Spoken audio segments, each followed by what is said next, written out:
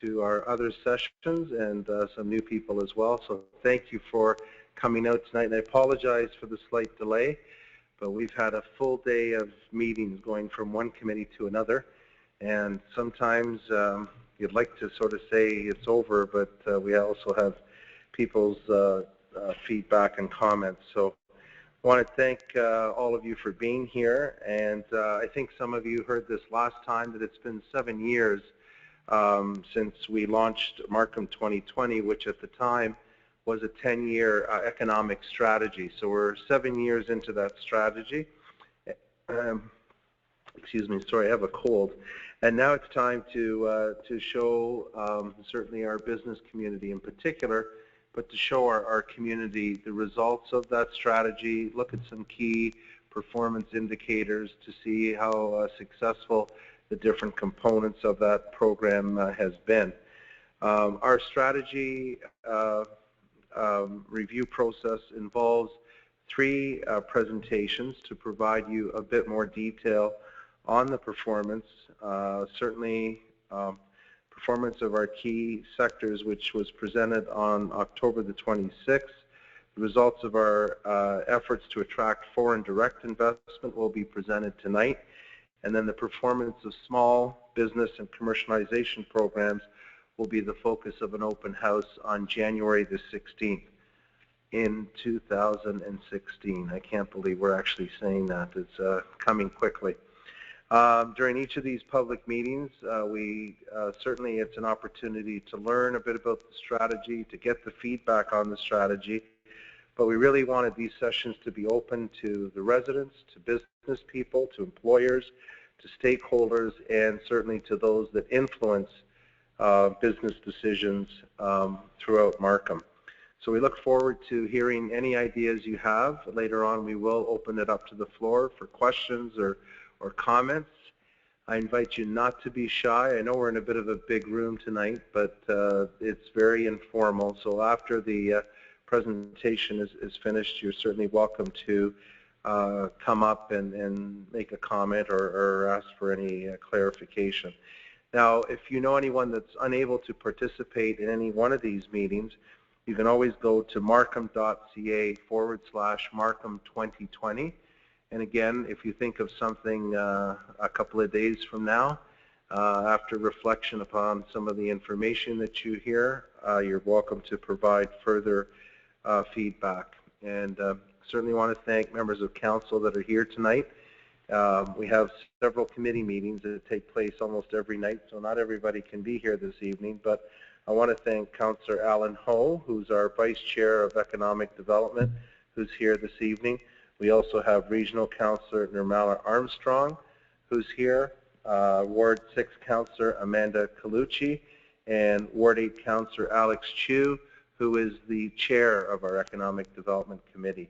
And with that, I'm going to hand it over to him to introduce our speaker tonight. Thank you, Mr. Scapidi. This evening, Sandra Trump's presentation will focus on Markham global business sector since Markham 2020 was launched in 2008. Sandra, please proceed with your presentation.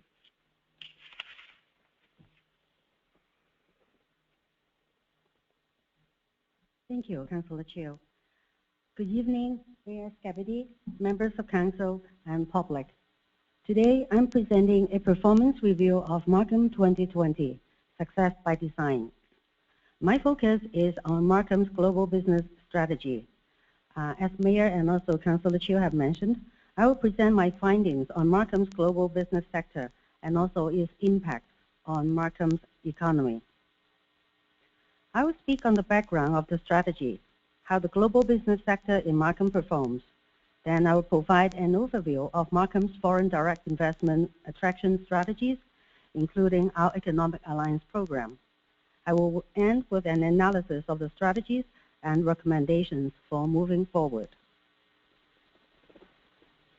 Markham 2020 is a 10-year economic strategy adopted by Council in 2008. Since its inception, it has been a successful blueprint for guiding the city's economic development program. The two main pillars of the 10-year economic strategy are to build a global Markham and to build a branded Markham. Our objective in building a global Markham is to generate foreign direct investment equal to or exceeding domestic investment in new jobs.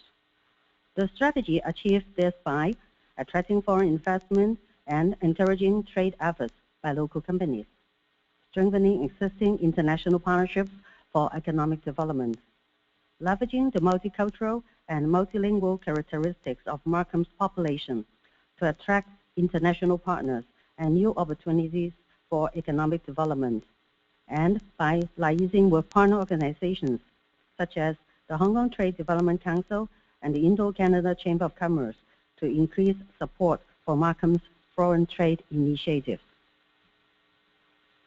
We are guided in our activities by annual business plans. Two examples are on the video screen. Attracting foreign investment has always been part of Markham's economic development strategy. Since 1990, Markham has had an economic alliance program in place. It was upgraded in 2008 when Council adopted Markham 2020, and it was reflected in the building of a global Markham framework. Markham's international strategy focuses on Markham's strategic growth sectors, which were described in detail in the October 19 presentation by my colleague Christina Kakaflikas. The sectors are convergence of ICT and life sciences, financial services, professional, scientific, and technical services, and more recently, green technologies, education, and healthcare. Under this program, Markham has established strategic partnerships with sister cities in Wuhan, which is in China, Nordringen in Germany, and also Cary, North Carolina. We have also established economic alliances with cities and organizations in India, China, and Hong Kong. We also have agreements with science parks in the USA, China, and Taiwan. The following few slides will provide a snapshot of Markham's global business sector. Before I go into the details, please watch the video.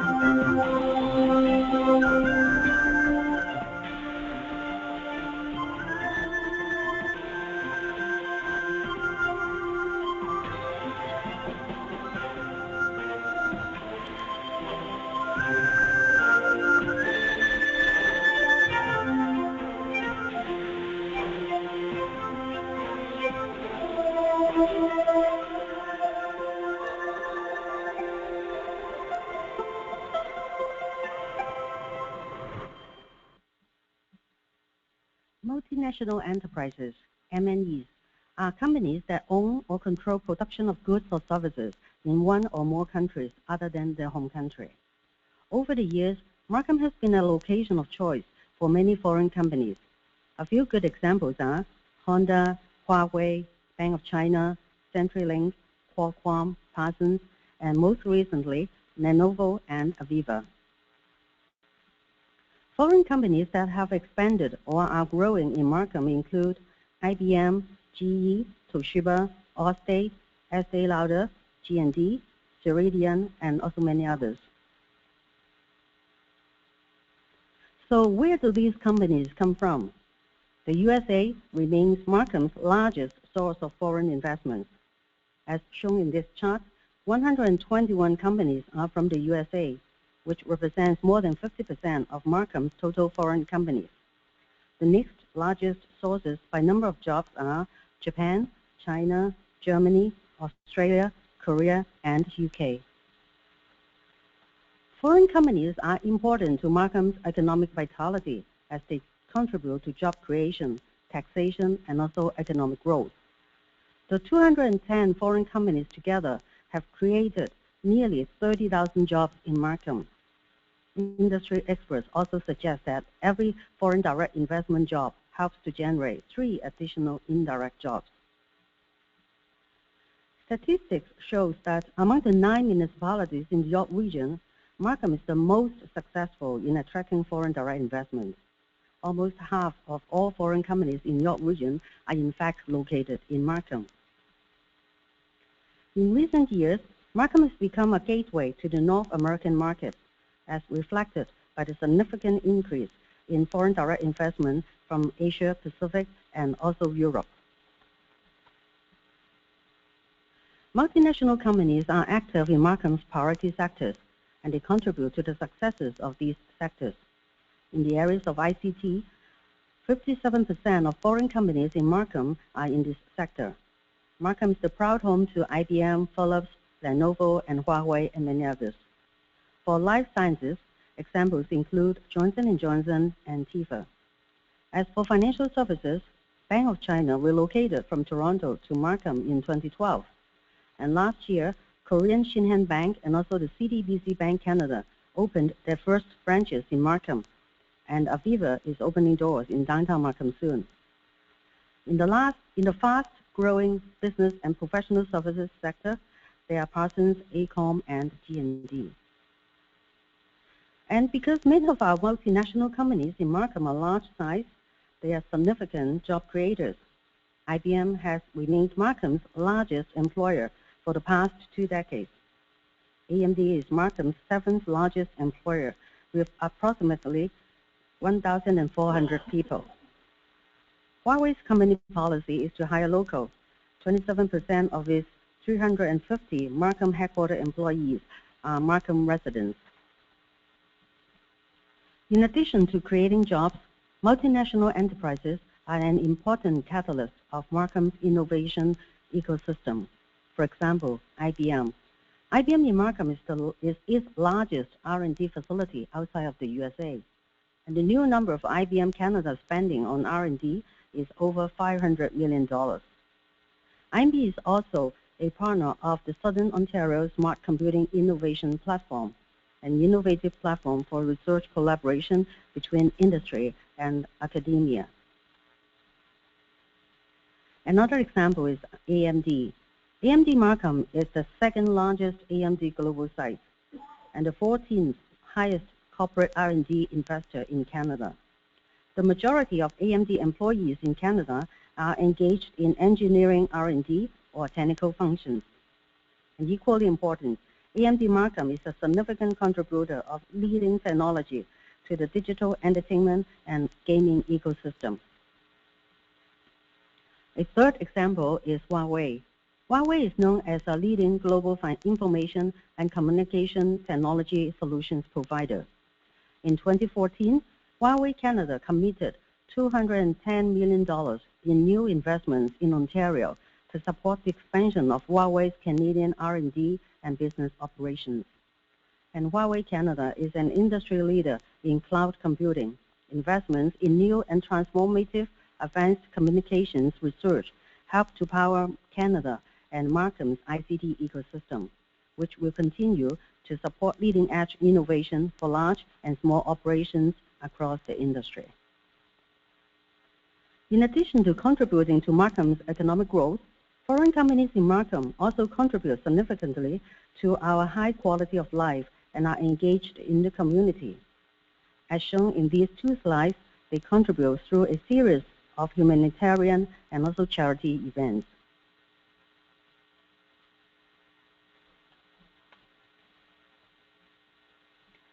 While we have seen many examples of large foreign company headquarters in Markham, statistics shows that foreign SMEs, small and medium-sized companies, are also present in Markham. Roughly 75% of Markham's foreign companies are small to medium-sized, that is, companies with less than 100 employees, while 21% are large companies with 100 to 499 employees. Only 5% are very large companies with over 500 employees. It is important to note that many of the small foreign companies are in the ICT sector.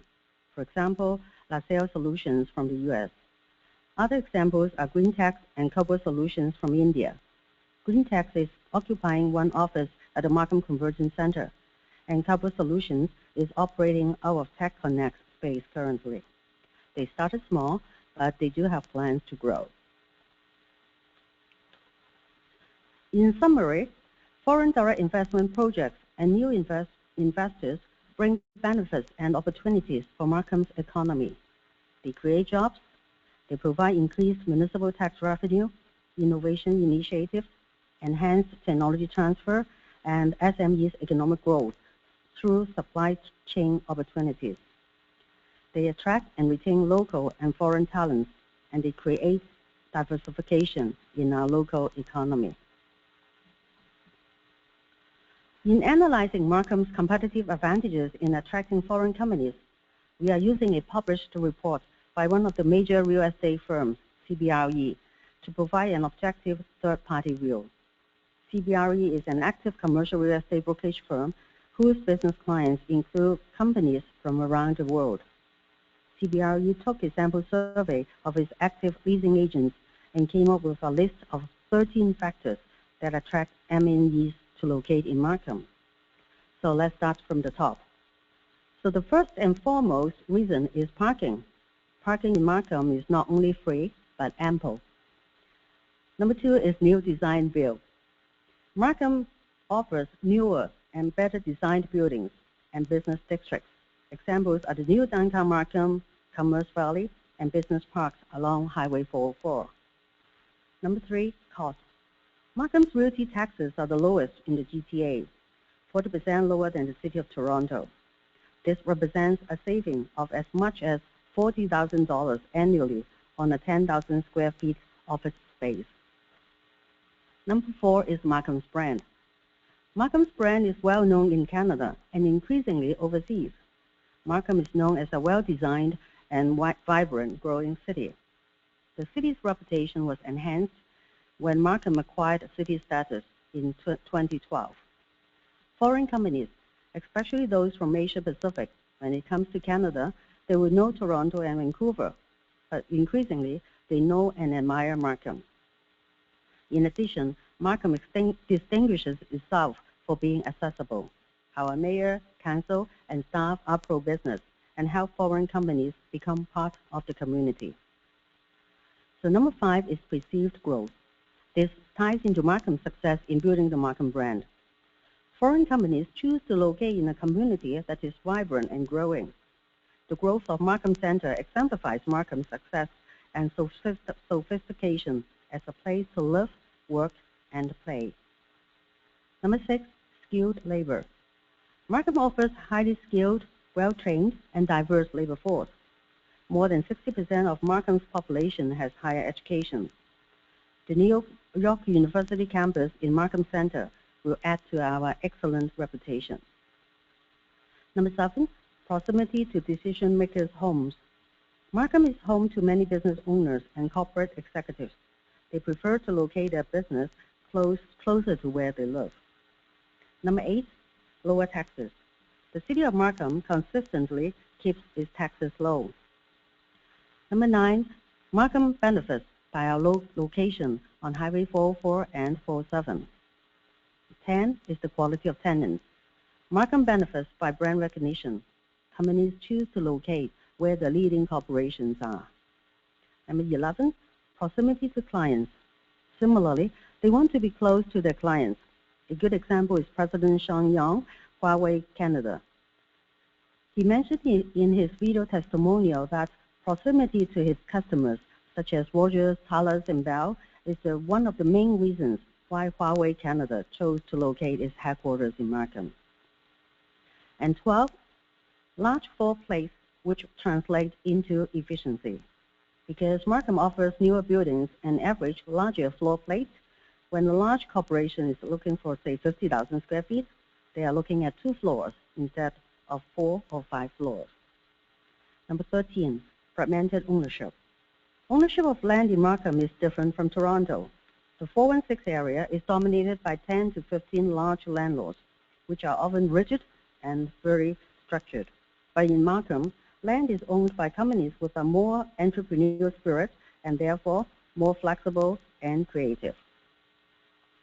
So all of these factors contribute to Markham's success in attracting multinational companies and foreign direct investments.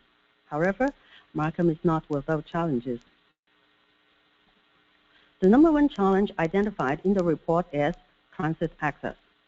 Markham is perceived as suffering from traffic congestion during rush hours and an absence of rapid transit. We need to let businesses know about the many traffic and transit investments and improvements that Markham Council has made to improve our ability to move people and goods across Markham and the GTA. Number two is our size of population. Foreign companies perceive Markham as a small to medium city with a population of 350,000. It is therefore vital that we educate foreign companies about Markham's central location within the GTA and within an easy flight or day's drive of 135 million consumers.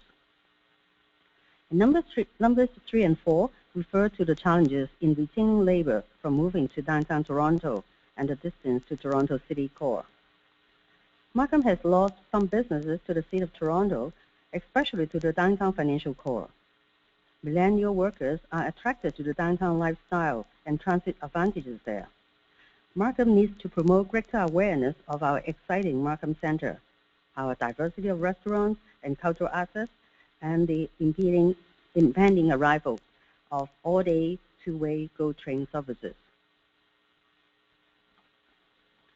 Last but not least is social lifestyle. Markham is still seen by many foreign companies as being a wealthy suburban life edge city. We need to promote greater awareness of the rich, diverse, and thriving urban lifestyle that Markham residents enjoy without having to travel to the City of Toronto. Finally, we have also observed 4 economic development programming challenges that will need to be addressed in our June report. They are the rising cost of pursuing and maintaining foreign investment strategies, the limitations and obligations of our sister city and economic alliance protocols, the need to reinvigorate our USA program. This is an area of activity that we have not given a priority in recent years. Lastly, there is an opportunity to leverage the new GTA Economic Development Agency that will be established on January the 1st, 2016. This concludes my presentation. Before we go into questions, I just wanted to mention again that my colleagues Don Dos Santos and Jeremy Lauren of Venture Lab will be presenting on SMEs and commercialization in February actually. So I invite you all to join us again at that time. Please register at markham.ca/Markham 2020 URL. Also, your input is very important to us.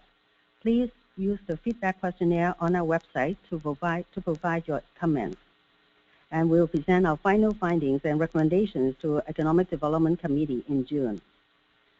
I will now take questions from the audience and also those joining us at the webinar.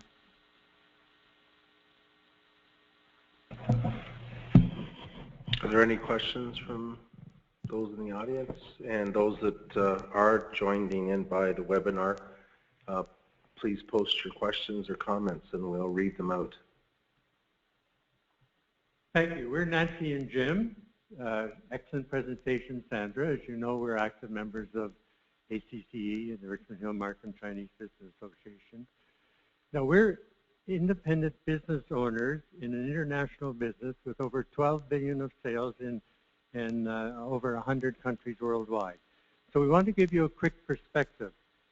When we fly to our business partners in America, whether it's San Diego, California, Orlando, Florida, Detroit, whatever, each of these American cities has multiple airports that we can choose to fly back to Canada.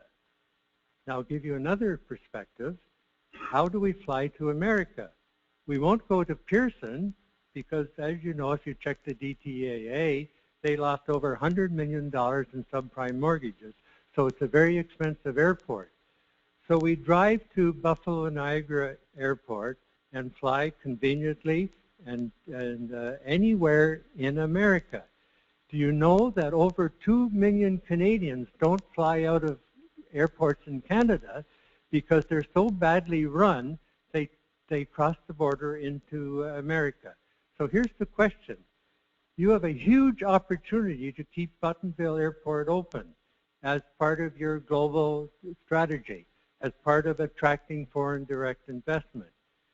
We can bring you economic development studies that show that the Buttonville Airport is $80 to $90 million of economic activity every year.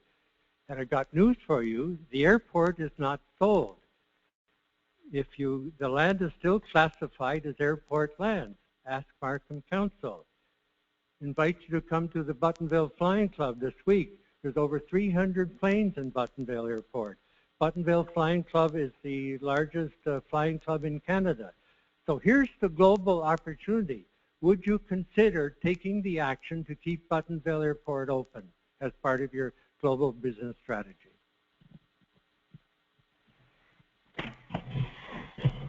So I'll just begin to answer, and then maybe certainly if staff want to add any further. Actually, Jim, thanks for coming and thanks for the question. There's no disagreement on the impact, the economic impact that Buttonville Airport has in our community. It's a very positive one, and I would agree with you that compared to most jurisdictions in the United States, the GTA, although it's been fluctuating, but generally speaking, has nowhere near the capacity that other jurisdictions have when it comes to international flights and the cargo, and so just the availability. So there's been numerous studies. Everything speaks to the fact that we are underserved and will be with the growth that's coming. So there has to be some further decisions about investment in existing airports, potential expansion of certain airports within the Greater Toronto Hamilton area. Certainly the previous government looked like they were starting to open up that discussion in relation to Pickering, and again, not necessarily creating the same size airport that was first envisioned, but an opportunity to, at a minimum, replace the capacity that's at Buttonville, and certainly to potentially do more over time, in particular with cargo freight that would need additional capacity in the GTA. I can tell you that successive councils, when I came on here, the late Mayor Tony Roman was the mayor, and we worked quite considerably trying to get some financial support for Buttonville, and I would say that we were successful, and then another attempt through the Greater Toronto Airport Authority when it got established to get some consistent funding for Buttonville, and we did have it. Then Minister David Collinette was the minister that approved and endorsed that level of support for Buttonville Airport. Unfortunately, with somewhat of the downturn, and I think you've also identified another issue, because of the cost associated with flying out of Pearson, and there are other airports that have this impact where they are in close proximity to other American international airports. There is a loss of business to some of those airports. So two things, because of the decline in air travelers at Pearson, the decline of aviation in general, the recession, as I said, had something to do with that. There was a decision made because they needed to make cuts to their budget. One of the things that was cut was part of the subsidy that Buttonville Airport was getting through the Greater Toronto Airports Authority. So I can tell you that successive councils have worked and done what they can to support Buttonville, and it's no secret, I have made this comment before. If I had my druthers, I would love for Buttonville Airport to continue operating. However, when the Greater Toronto Airport Authority removed their subsidy of Buttonville, it put the owners in a position where they were then facing annual operating losses.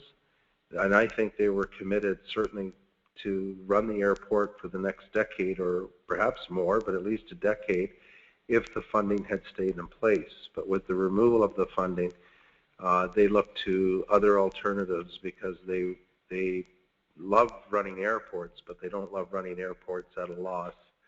And so once that subsidy disappeared, they looked to doing something else with the property. And I can tell you, I have, and other representatives have across the GTA, tried to, as I said, even if it's not a full-blown airport immediately, try to get the capacity, try to get actually Buttonville Airport and its operators to relocate to lands where the Pickering Airport was proposed, and lands are still sitting there. And quite honestly, no one would have been impacted by an airport the size of Buttonville sitting in the middle of the Pickering land. So it's unfortunate that that is closing down, and it's had it kept operating here, there is no doubt economic development spin-off as a result of the airport. And if it ever did relocate in close proximity, I think we could still garner some of that economic spin-off. Not as directly as we perhaps are today, but we would certainly be the recipients of some of that economic spin-off if it was able to locate somewhere in close proximity to Markham. Can I just do a quick follow-up? Yep. And I don't know if Stephen Chait or anyone else wants to add anything, but... Thank you, Mayor. I appreciate your support for Buttonville. Here's the question. You've got to stop thinking that the decision is GTAA. The directors of GTAA are appointed by the Federal Minister of Transport. And with the new government, I've talked to Liberal MP after MP after MP, and they support Buttonville. So you have an opportunity to go to the new Minister of Transport. Do you know who it is? Mark Garneau. He's a fantastic airport and aerospace and aeronautic guy. And part of Justin Trudeau's economic development strategy, you can make a decision to keep Buttonville open with a very minimal cost. Don't let one person in the sit-ins destroy the global economic strategy of Buttonville. So you have a huge opportunity with this new government to keep the Buttonville open. So work on it. Ignore GTAA. Tell Mark Garneau to appoint new directors to GTAA, and you'll win.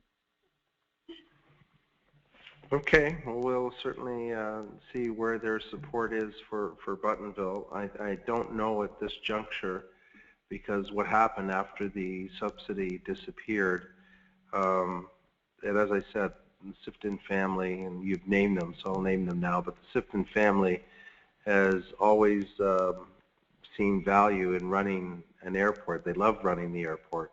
But again, they're not going to do it at a loss, and so as I said, there's been many councils over the many years that have supported them and gone to bat for them, particularly with the federal government, and that led to support. And the last time it was through the GTAA, because the federal government said they're responsible for airports, and so through their arrangement with the federal government, we were successful in getting them funding. But once that stopped, as I said, it changed their world, and if we could get it back, the only issue now is, sorry, what I was going to tell you is that after the funding ceased, they really did turn their mind in the longer term to redevelop the property, and one of the things they made very clear is that they could have sold the property off to anyone collected their money and disappeared from the community, but they have decided... Not if you don't have council approval. No, they don't need council approval. Yes, they do. Oh, for the zoning? Are you talking about the redevelopment plans? You need approval all the way up in government. The federal minister of transport is reaching council and parliament before you can rezone Buttonville.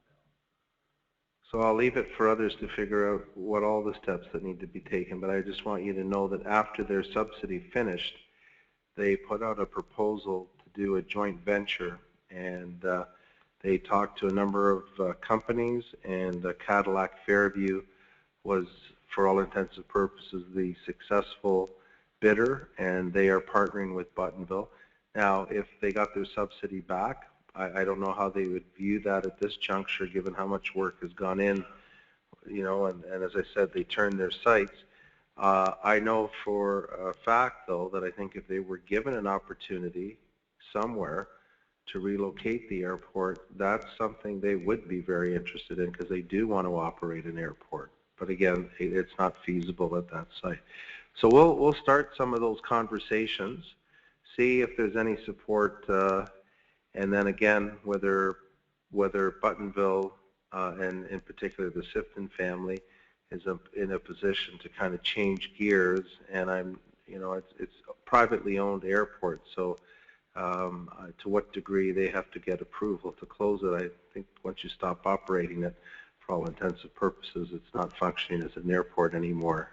So while all of the federal permissions may be in place, if it's defunct, it's defunct, and they'd have to come probably to the table with a lot of money to resurrect it. But Mr. Chait, you also wanted to add something? Thank you, Mayor Scarpitti, and Jim and Nancy, again, thank you for attending tonight and bringing this to everybody's attention. It so happens that about 3 or 4 weeks ago, the regional municipality of Durham actually hired I think he still is the president of Durham College, to actually put together a new business plan for the Pickering Airport. And members of City of Markham staff have been invited to meet with him. In fact, we will be meeting at Young and Shepherd, I think next week, so that we can reinforce the infrastructure arguments that you yourself are bringing here today. We too value having a general aviation airport close by, and we too feel that regardless of the direction of growth, of which we have ample pressures here, having a facility of size and operated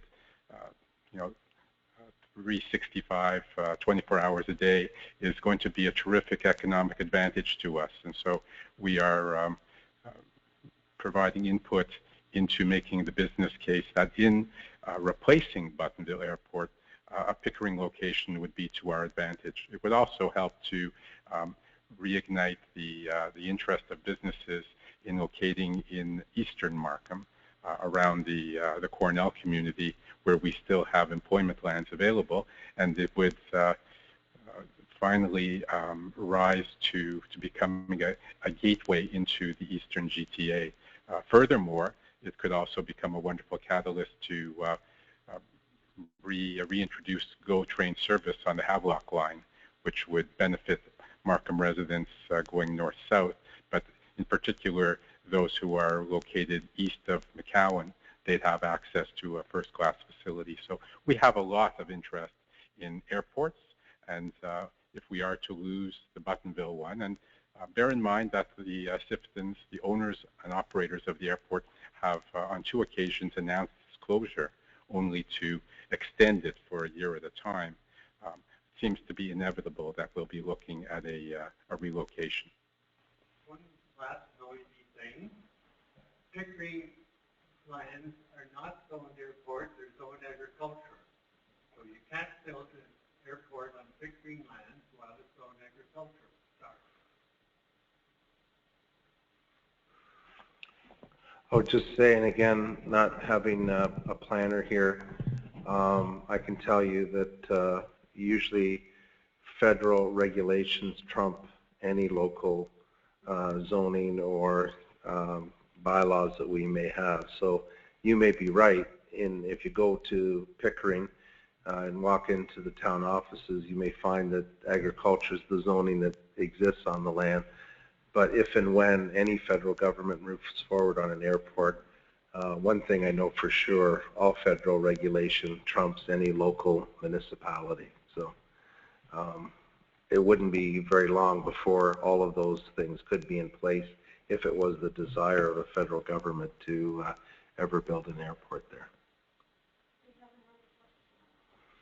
So the comment from this gentleman actually puzzles me. As Stephen knows, I've been practicing on the commercial side for the last 26 years, and it's not once I hear from companies that said, well, you guys are closing the Buttonville Airport, let's not move to Markham. So I thought the theme we're talking about today is really promoting foreign investment coming into Canada and to Markham. And I just don't see big super jet coming in from India or China flying into the Buttonville Airport. In fact, it's the infrastructure that these foreign companies are interested, and they're more promoting in terms of you need to basically have the right infrastructure for my company to have a head office in Markham. So, you know, the airport discussion is interesting from your perspective. I just don't, you know, see that practical side to it, because we're just not hearing from the commercial side, from the business front. Oh, there's some two questions. That's fine. I appreciate that. But I think, you know, and you're right about that, about some of the jets coming in internationally. But there's no doubt that having a local airport is an economic generator. But that being said, we can't force someone's hand to keep operating an airport. And we've certainly tried over the many years to get them support. So I think we have two questions from the webinar attendees. There are 10 people actively on the webinar as we speak, and one of them has posed two questions. The questioner is Daisy Y. Daisy is well known in the business community in Markham. She's past vice chair of the Markham Board of Trade and past president of the Richmond Hill Markham Chinese Business Association. And she poses two questions. The first one is, how and what can local businesses work with the city to capture the opportunity of York University in Markham? That's a really timely question. Mayor, perhaps you'd like to talk about the economic value of bringing York University to Markham. So just repeat the question, Stephen. Sorry. How and what? I think, in my words, it would be how and what can local businesses do with the city to capture the opportunity of locating York University in Markham? Well, first of all, I want to thank Daisy for the question, but also to say it was actually, we appreciated great support from the local business community when we were pursuing the new campus for York University. We had a number of the corporations support it, but the SMEs were a large part of sort of the campaign to bring York University, and hopefully Daisy's still listening. Thank her for her involvement in helping us as part of the team around the table when we were making our pitch to York. And certainly I think there'll be an opportunity to, I think, get synergy from the university that's coming and from some of the companies that we have here, both the large corporations and the SMEs, to actually partner with York in some cases when it comes to incubators and innovation and tapping into the talent pool of the students. I know that while York is getting certainly financial support from the provincial government, there'll certainly be some local fundraising campaigns as well, where hopefully the business community can come out and support the university in that fashion. And then as really the university begins to shape the programs that are there, I think it'll be through probably events like this one where York reaches out to the business community to hear from you as to what do we need, what programs would help us be more globally competitive. So certainly I invite all of you, when those opportunities arise, to come out and participate with York as they reach out to the business community and help shape, hopefully, some of the programming and what we see as a real advantage here in Markham. And Stephen, you saw your link. I would just like to supplement it by alerting our listeners and those who are present today that the university campus is likely to open certainly by September of 2020, perhaps even in 2019, and it'll open with 5,000 students attending lectures and being on site. That will then ramp up to a ultimate design of nearly 20,000 students over the next 10 to 15 years. But I think in response to Daisy's question about the immediate opportunity, having 5,000 students in Markham Center has got to be a wonderful opportunity for small business, not only those who will feed and house them, but also employers who are looking for smart young people who perhaps aren't as available in such big numbers today, but who will have opportunities to go to work in Markham as well as to study here. So there's a real range, a variety of wonderful opportunities, and it's for these very reasons that the city of Markham was so passionate in pursuing this opportunity, not just in the last few years, but really for the last decade. So thank you for the question, Daisy. She has a second one, if I could pose it. And Sandra, you might want to try this one on. Daisy asks, what plans do you have to effectively use local cultural groups as trade bridges to the hometown?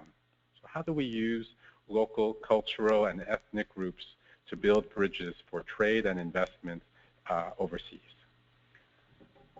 So Daisy, thank you for the question.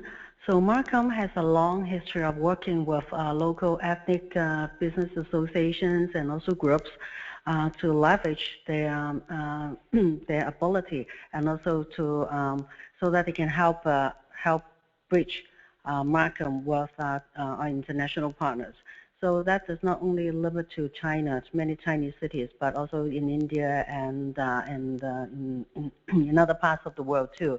So there are very many good examples. So for example, the Nanhai District Canada Association, so they brought over the Nanhai government to come over to Canada, to Markham, and we had very successful cultural and also economic exchanges, because we host investment seminars and invite our business community to come to meet with these groups. And for cultural exchanges that include recently we have we had a joint team to participate in the Toronto Dragon Boat Festival, and also the local business associations, for example, the Richmond Hill and Markham Chinese Business Association, they had led very successful trade missions to China. So previously in 2008 and 2012, and certainly coming up in this year in 2015. So, in fact, we have in Markham alone at least a dozen ethnic business associations which are operated and led by expats, not just from China, but also from South Asia. And those groups not only are very engaged in furthering the relationship between Canada and their hometown, but we have embraced them as being our allies and our partners in making Markham more visible and hopefully becoming the first place that their expats or their hometown looks to when thinking about coming to Canada. Another interesting thing that we do here, and Daisy knows this, but not everybody would expect it, whenever the mayor and council go on foreign business missions, they only go when it is accompanied and planned with business associations that have roots in those markets. And so even tonight, we are fortunate to have several members of the Indian business community, in fact, the technology community, and they're a very good example of how a group of business people, not 100% residents in Markham by any means, but interested in the same industries and the same opportunities that Markham is interested in, have partnered with us, and they help to really leverage and give us far more value when we go to their hometown than we would ever achieve if we went alone. So it's a very important way to operate, and Daisy's right. We should continue to make use of it. Thank you for your questions, Daisy. Mr. Mayor, maybe we go back to the room. Any more questions or comments?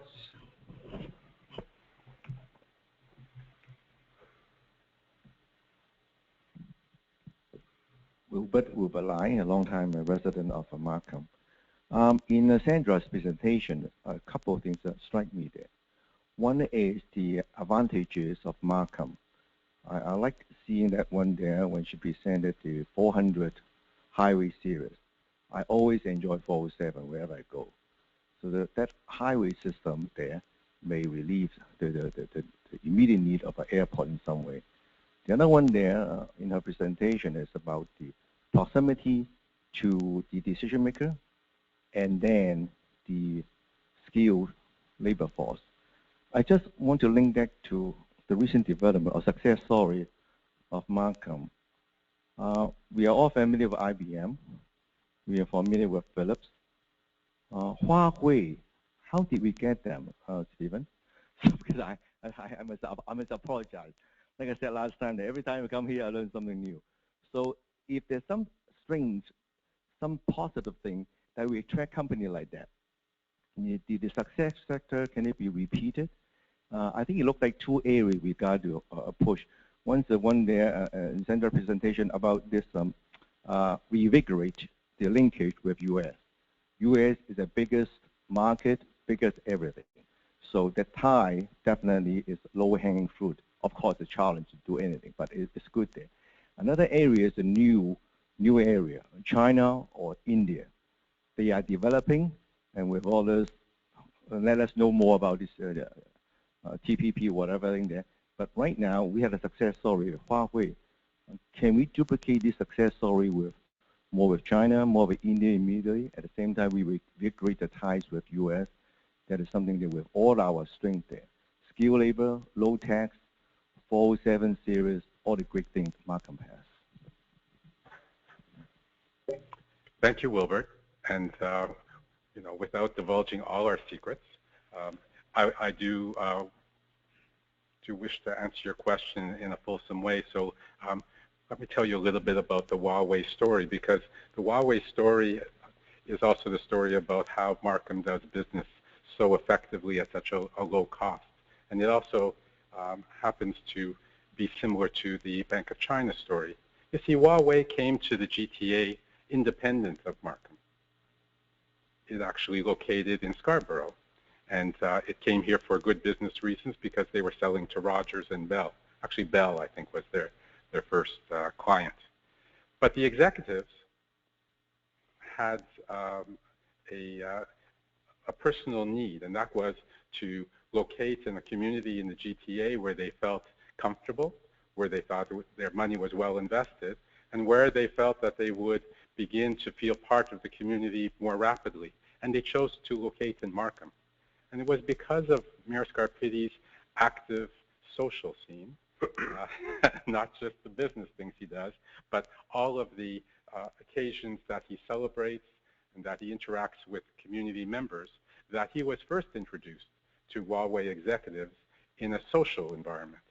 And it was then that they recognized, because they were able to hear and speak to the mayor, understand that Markham was a unique proposition that was very much to their liking. And so economic development staff really didn't get involved in making the pitch to Huawei until they actually alerted the mayor that they were growing rapidly and they were leasing space, actually in the Consilium, I believe is where they started. Adrian may know. And they came up to Markham on Woodbine Avenue, again, on a sort of a tentative basis, inexpensive space, close to where they were, not that far from Scarborough, so they didn't have to move people, but increasingly where they felt their employees, as you heard from Sandra, already 27% of their employees are Markham-based. They wanted to hire locally, and they felt that Markham had smart, tech-savvy people, many of whom spoke and understood Mandarin and the Chinese culture. Those were all favorable things. It was only when they finally came here, and they were then about population 65 or 70 people. Christina Kakaflikas and I went to see them. Wynn went to visit their the leasehold on Woodbine Avenue, that we began to pitch them on a vision that would see them occupy higher quality space and to gain more visibility in Canada's tech capital. And that's when we first gave thought to going to Shenzhen. So you see how it works? When we fish, we don't go fishing where we don't know what's in the pond. We first get information about those who are interested in being caught. And then we work to see how we can bring more of the same and more of it. And I think the story about Bank of China is even better understood because it was very clear that the mayor's stature in the Chinese business community was significant enough that when the then new Bank of China president, Li Junwang, came to town, he was anxious as to why the bank was downtown when all the action was in Markham. Thank you. So we're good. We just need more people to know about us. And that, I think, applies to the linkage of India too. This emerging and big new economy. One follow-up question. Markham is good. That's why we live here and work here for so long. There's only so much resources we have. How do we piggyback to the Ontario government and federal government to let people know all the strengths elaborated in Sandra's presentation there? Low tax, skilled labor force, the great 407 system, even the Viva, public transit, the new one there of Highway 7 is all a positive thing of Markham. How do we make Markham as an attractive place when the premier, she's now in Shanghai now doing all the negotiation, make Markham stand out?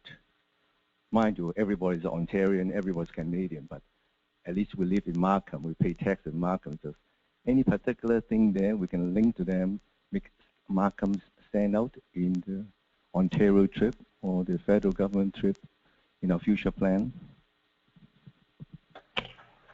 So I think we have a very good working relationship actually with both levels of government, and I certainly look forward to the newly elected federal government. But we have a good relationship with both levels, and every opportunity we can to support them in what they're trying to do and accomplish, we do that where we can. And I can tell you that part of the Premier's reporting out when she came back from her last mission to China was actually some of the investments you heard about tonight, and actually others that were more on the real estate side. And unfortunately, we were too far along. We were trying to coincide our mission that's coming up in 2 weeks with the Premier's mission, not to be in every city, because when Markham goes somewhere, we have a very specific ponds we want to go fishing in. I think that's a good analogy. And so there's no point in going to maybe certain cities where we know the sectors aren't as strong that we want to attract to Markham. But unfortunately, because of a couple of technology shows that we wanted to participate in Hong Kong, trying to coordinate it with the Premier's visit this time would have meant having to forego what we understood to be very important events in Hong Kong, so we wanted to be there for those. But our hope is for India, because there was enough time, we have reached out to the Premier and indicated a support for us to at least be in a couple of cities that we know she will be in. And I think it's a positive message anytime actually political people can go together. I think it sends a very strong message to the cities and particularly the different industries and sectors that governments are working together over here, and they work together quite well. I know our last business mission that we had to China, we had, at least half a dozen or more mayors, political representatives, and that in itself having that many mayors as part of the mission also sent a very good signal to Chinese officials when we had the business mission. So we certainly work hand in hand. We certainly refer to the province and other cities when we've had an inquiry that doesn't quite fit with Markham. We do pass those leads on to other jurisdictions. And our staff here, Stephen, Sandra, Christina, Wynn, they work quite well with their contacts, their respective contacts in both the embassies and the consulates in various cities in China and in India. So those relationships are nurtured at the staff level, at the political level, and there's very good cooperation. To Wilbert's point, Mayor Scarpitti, the next mission, which is going to leave led by Mayor Scarpitti in January, is an example of Wilbert's game plan.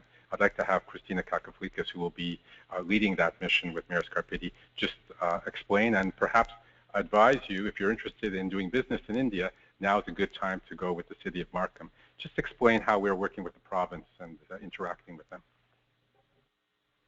Thank you for the question.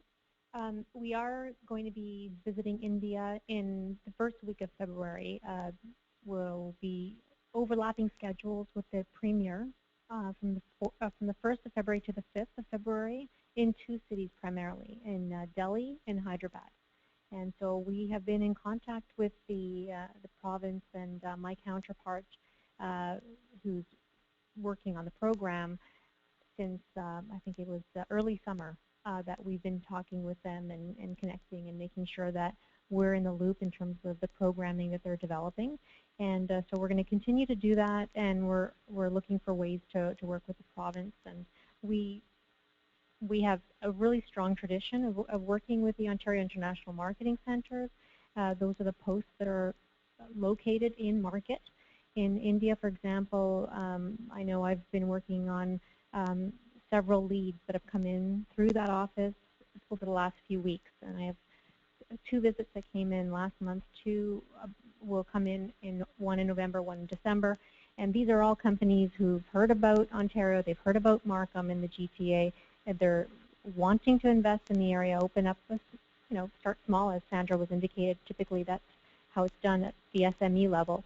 And so we're currently servicing the clients, and hopefully we'll get to see more investment. But Sandra cited a couple of examples in her presentation, Cabot Solutions being the most recent example of an investment landing in Markham from India.